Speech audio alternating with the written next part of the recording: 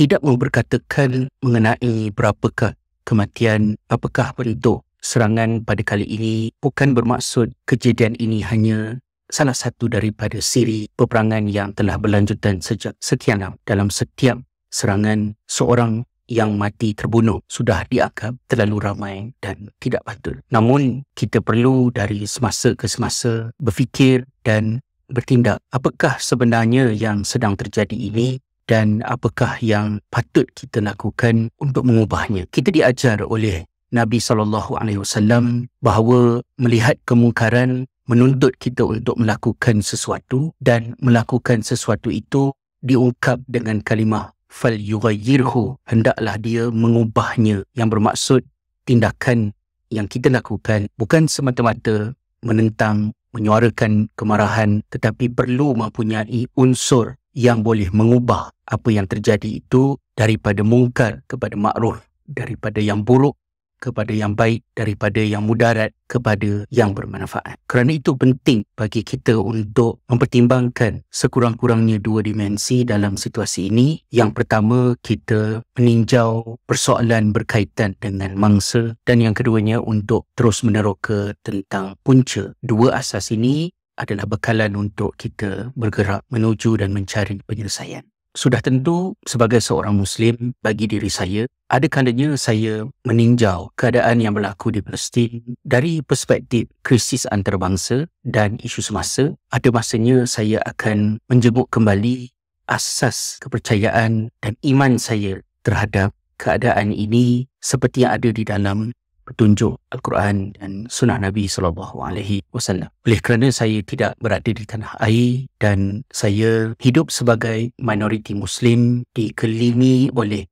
masyarakat yang tidak kenal dengan rujukan agama saya, maka saya perlu sentiasa mencari bahasa yang universal untuk menyampaikan intipati apa yang saya faham untuk manfaat mereka yang berada di sekeliling. Dari asas agama, Almarhum Syekh Salah Abdul Fattah Al-Khalidi di dalam bukunya Haqa'iq Quraniyah Hawla Al-Qadiyah Al-Filistiniyah ataupun Al-Qadaya Al-Filistiniyah, saya tak berapa ingat, mengupas tentang perkembangan isu Palestin pada masa silam, semasa dan pada masa akan datang dari petunjuk-petunjuk Al-Quran, dan sebahagian besarnya masih kekal menjadi penafsiran yang signifikan untuk saya memahami krisis yang terjadi.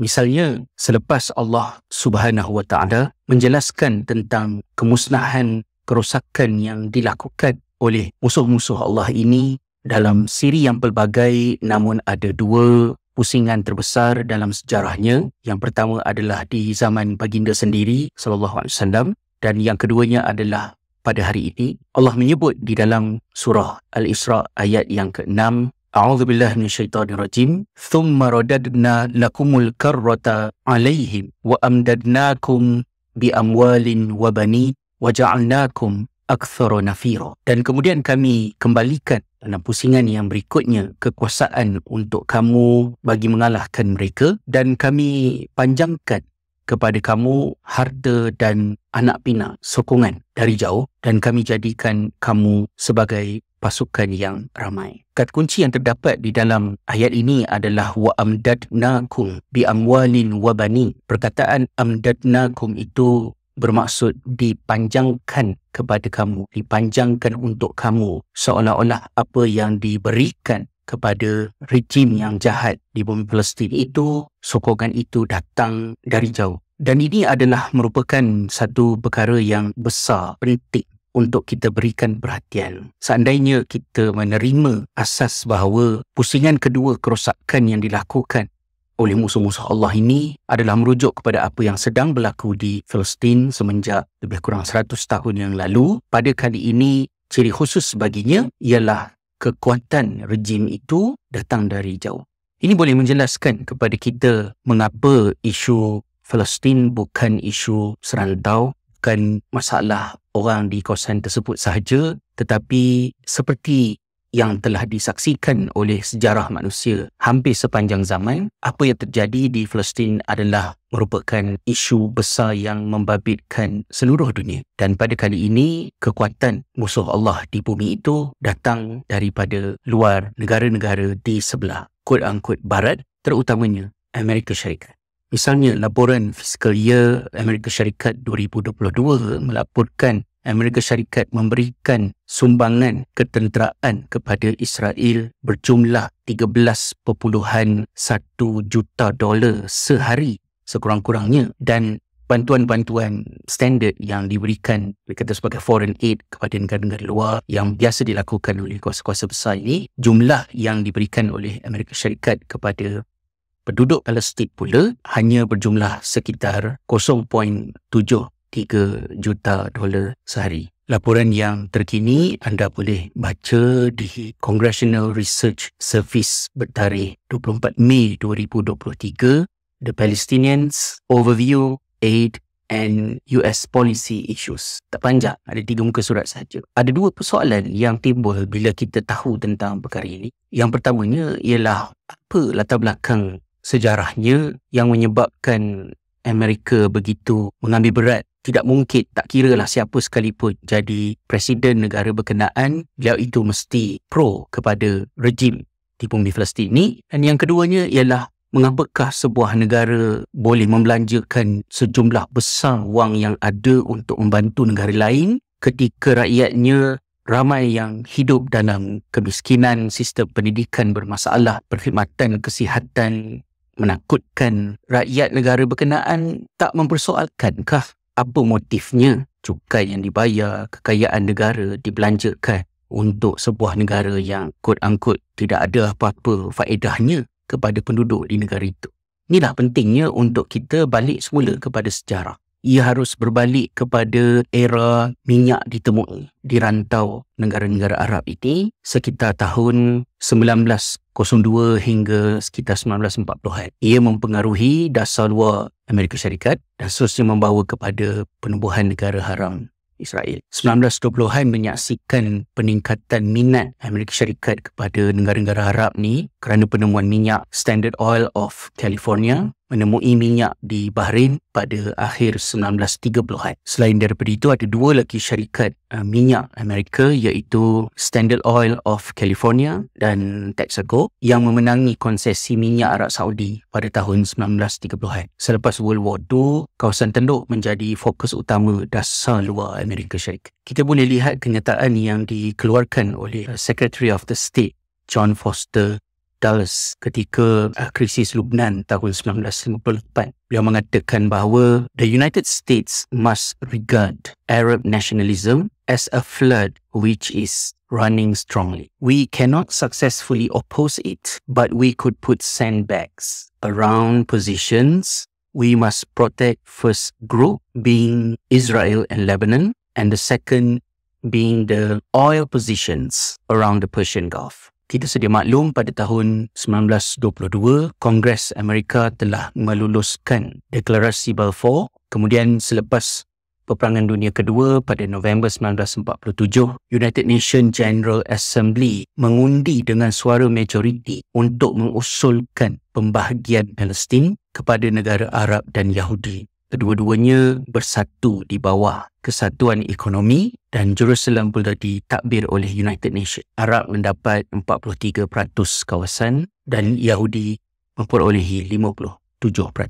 Amerika Syarikat bukan sahaja menerima perancangan United Nations ini, bahkan mempromosinya secara agresif untuk diterima oleh negara-negara lain. Kita juga tak harus lupa kepada kenyataan yang diungkapkan oleh Presiden Amerika Syarikat yang ke-33, Harry S. Truman, yang menjadi presiden dari tahun 1945 hingga 1953. Beliau secara jelas dan nyata mengatakan bahawa I have to answer hundreds of thousands who are anxious for the success of Zionism. I do not have hundreds of thousands of Arabs among my constitutions. Kenyataan yang mungkin akan berbeza sedikit bunyinya jika kita melihat kepada demografi penduduk Amerika Syarikat pada hari ini. Masalah yang ada kaitan dengan Palestin ini juga tidak boleh dipisahkan daripada krisis terusan Suez pada tahun 1956, yang mana ketika itu ketegangan ketenteraan antara Israel dan Mesir selepas perang 1948 memberi kesan yang besar kepada trafik di terusan Suez yang sangat penting ni daripada ketika ia mula-mula dibuka hinggalah ke hari ini. Terusan Suez masih memainkan peranan besar berkaitan dengan pengangkutan, logistik, membabitkan negara-negara yang berada di timur dan barat. Pada ketika itu, US telah membatalkan bantuan keuangannya kepada Mesir untuk membiayai pembinaan empangan Aswad. Jamal Abdel Nasser, Presiden Mesir pada ketika itu, menentang Baghdad Pact yang membabitkan Turki, Pakistan, Iran dan Iraq. Sanggahan Jamal Abdel Nasser itu juga mendapat sokongan daripada Soviet yang membawa kepada pengukuhan ketenteraan Mesir dan membina semula empangan Aswan. Berkaitan dengan peperangan 6 hari pada tahun 1967, Presiden Johnson telah memindahkan Sixth Fleet ke bahagian timur Mediterranean beberapa hari sebelum perang meletus. So apa yang Biden buat sehari dua yang lalu bukanlah perkara baru, tindakan yang diambil oleh seorang presiden pada negara berkenaan. 23 Mei pada tahun berkenaan, ketika mengisytiharkan pembekalan senjata ke daerah tersebut di bahagian timur Mediterranean, aka Bumi Syam, Israel, Palestin, Lebanon tadi, Johnson telah secara sulit meluluskan penghantaran udara, senjata dan spare part untuk Israel. Dan kita boleh nampaklah selepas peperangan bermula, Amerika Syarikat mendesak United Nations agar memberi tekanan kepada Israel agar berundur dan berpatah balik ke sempadan sebelum bermulanya peperangan tersebut. Tetapi Presiden Johnson enggan mengeluarkan sebarang kritikan terhadap Israel yang memulakan peperangan tersebut. Dan kita tahulah pada peperangan 1967 itu, Israel telah membinasakan kekuatan tentera, udara dan darat bagi negara Mesir, Syria, Jordan dan seterusnya menawan kawasan Sinai, Semenanjung Gaza, Bukit Golan, Tebing Barat dan Jerusalem Timur. Berbalik kepada persoalan bantuan keuangan yang begitu besar oleh Amerika Syarikat kepada Israel, idea hubungan strategi itu muncul selepas krisis terusan Suez. Apabila pentadbiran Presiden Eisenhower menyedari bahawa kedua-dua negara berkenaan iaitu Amerika dan Israel mempunyai kepentingan bersama untuk menyingkirkan kekuatan Jamal Abdel Nasser, dan perkembangan selanjutnya Presiden Kennedy menjadi pemimpin pertama Amerika Syarikat yang membekalkan secara pintar dan rasmi kepada Israel senjata-senjata dan seterusnya memberikan komitmen untuk mengukuhkan ketuanan Israel di rantau itu. 19 ke 20 tahun pertama penubuhan negara Israel daripada tahun 1948 hingga 1967, Amerika Syarikat telah memberikan bantuan sejumlah sekitar 1.5 bilion US dollar dalam pelbagai format kepada Israel. Bantuan terbesar yang pernah diberikan kepada mana-mana negara. Namun, Mesir dan Syria tidak berdiam diri. Wilayah yang telah terlepas pada peperangan tahun 1967 itu menyaksikan peperangan Yom Kippur pada tahun 1973. Dan apabila peperangan meletus, Secretary of State Henry Kissinger telah menggerakkan United Nations Security Council untuk mengeluarkan 3 resolusi gencatan senjata bagi membantu Israel. Kalau kita korek dari segi dokumen-dokumen sejarah ni, alasan yang diberikan oleh Kissinger pada masa tersebut, peperangan ini akan meningkatkan pengangguran di Amerika Syarikat dan meruncingkan ketegangan yang masih belum reda semenjak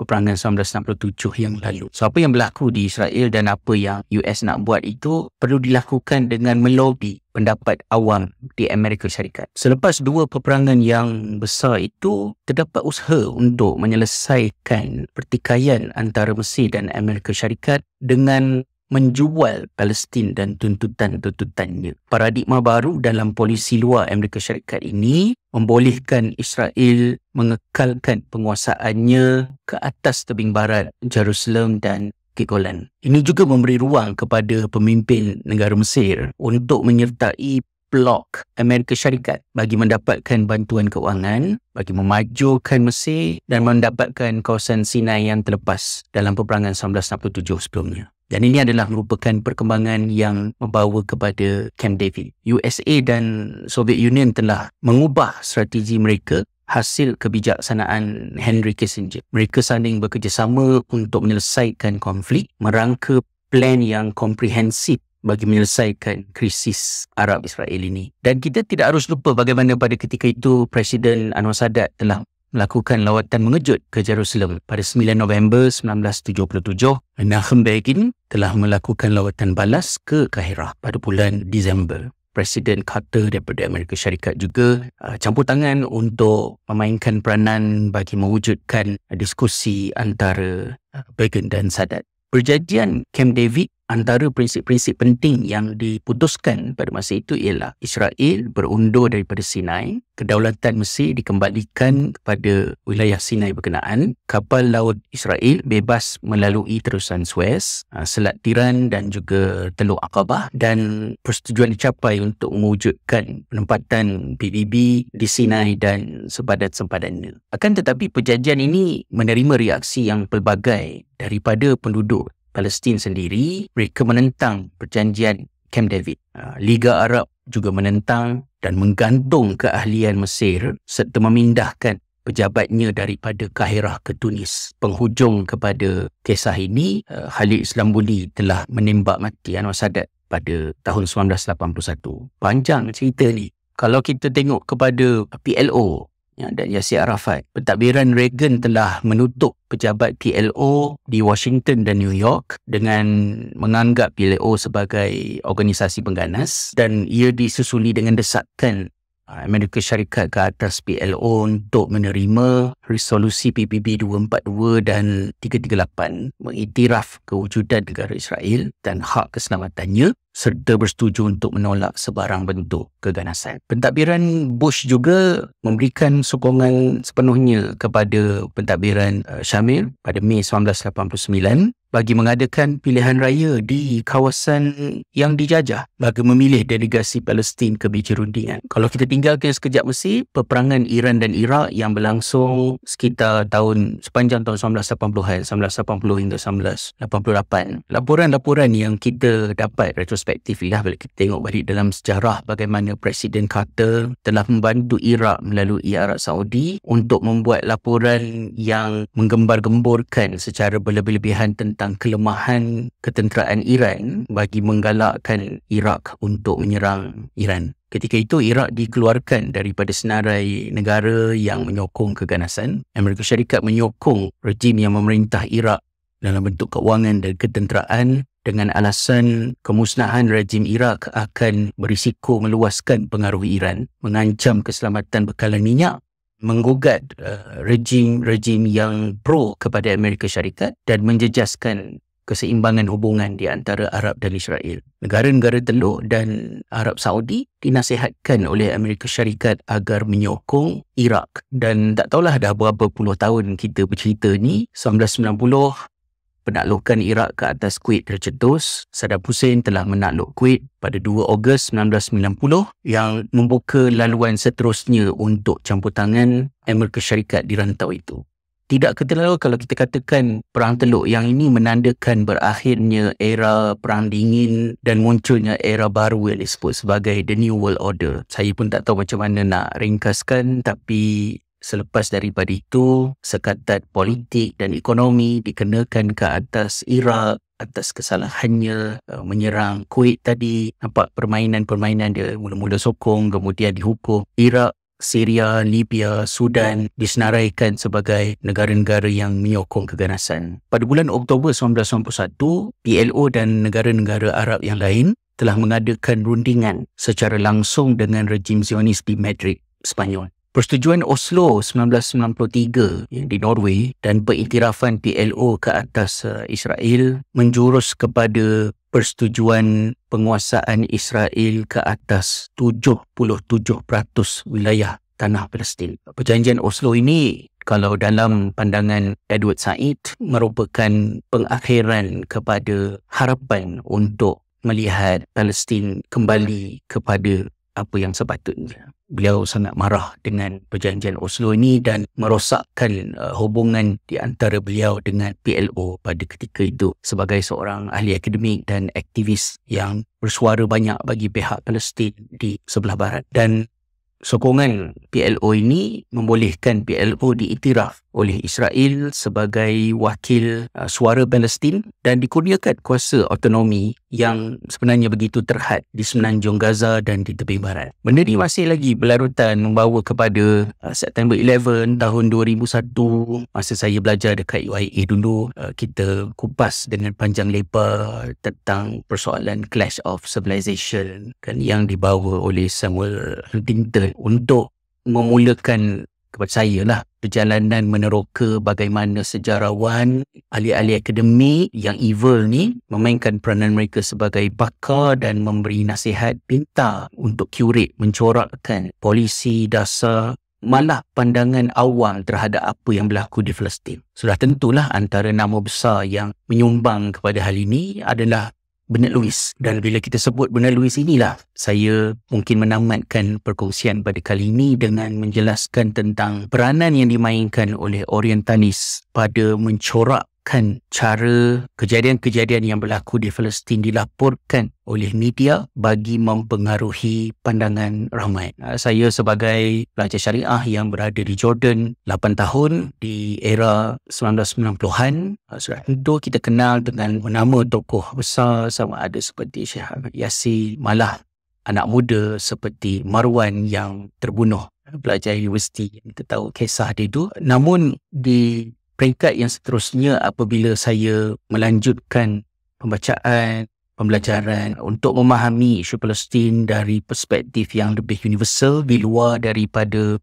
kerangka yang saya belajar sebagai pelajar syariah, nama yang paling signifikan penting kepada diri saya adalah Edward Said sebagai seorang Palestin, namun daripada keluarga minoriti Kristian Arab yang walaupun lahir di Jerusalem tetapi membesar banyak di Mesir kerana bapanya membuka perniagaan kedai dekat Mesir. Tetapi perubahan-perubahan politik yang saya sebutkan tadi telah menyebabkan beliau dan keluarganya terbuang menjadi pelarian. Beliau ke Amerika Syarikat dan di Amerika Syarikat itu beliau menerima pendidikan. Namun Edward Said walaupun tidak mempunyai banyak pengalaman sebagai seorang Palestinian di Palestin, tetapi sentimennya begitu tinggi dan oleh kerana beliau membawa idea dan wacananya walaupun bermula sebagai pakar di dalam English literature, tetapi kritikannya terhadap pemikiran dan cara pengkaji-pengkaji barat mengulas tentang timur dan membentangkannya kepada orang di sebelah barat yang kemudiannya kita kenal sebagai orientalisme itu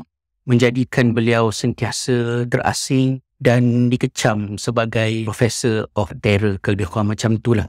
Sehinggalah akhirnya membawa beliau meninggal dunia kerana leukemia. Karya Edward Said, Orientalisme, Covering Islam dan The Question of Palestine adalah sekurang-kurangnya 3 buah buku yang sangat penting untuk membantu kita memahami bagaimana ahli-ahli akademik, golongan bijak pandai yang di sebelah tangan kebakaran mereka ada menjadikan mereka itu memberi sumbangan besar kepada dunia akademik, seperti Bernard Lewis yang merupakan pakar kepada sejarah Middle East yang tak boleh kita lari daripada merujuk karya-karya beliau dalam kajian kita tentang sejarah umat Islam sendiri. Tetapi di tangan yang sebelah lagi beliau memainkan peranan yang besar pada memberi nasihat kepada pihak media, kepada pengembal-pengembal dasar di negara Amerika Syarikat dan juga di Eropah untuk secara halus memilih perkataan-perkataan tertentu, mengungkapkannya dengan cara-cara yang tertentu di dalam laporan akhbar, laporan berita untuk mencorakkan pemikiran ramai. Lalu berbanding kita kepada persoalan awal tadi, jika kita ingin mengubah keadaan ini, sesuatu perlu kita lakukan serta-merta untuk membantu mangsa-mangsa yang dianiaya, yang ditindas. Ya, saudara-saudara kita di Palestin itu, pada masa yang sama juga kita perlu memainkan peranan dengan ilmu, dengan maklumat untuk memahamkan masyarakat di Amerika Syarikat, di Eropah, malah di negara kita juga di Malaysia, untuk memahami apa sebenarnya yang berlaku dan apa yang boleh mereka mainkan untuk memberi tekanan kepada ahli politik mereka dan mengubah polisi dasar dengan cara-cara yang saya pun sebenarnya tak tahu akhirnya macam mana. Namun insya-Allah semuanya akan berakhir dengan kemenangan di pihak yang benar, dan pihak yang benar itu perlu berjuang untuk memperbaiki diri kerana kemenangan di bumi Palestin, kalau dalam ulasan Syekh Salah dalam bukunya saya sebutkan di awal tadi, kemenangan itu hanya akan dicapai apabila Masjidil Aqsa dan bumi Palestin itu dimasuki oleh umat Islam sebagaimana mereka masuk dengan kualiti yang ada pada generasi yang dididik oleh Nabi SAW.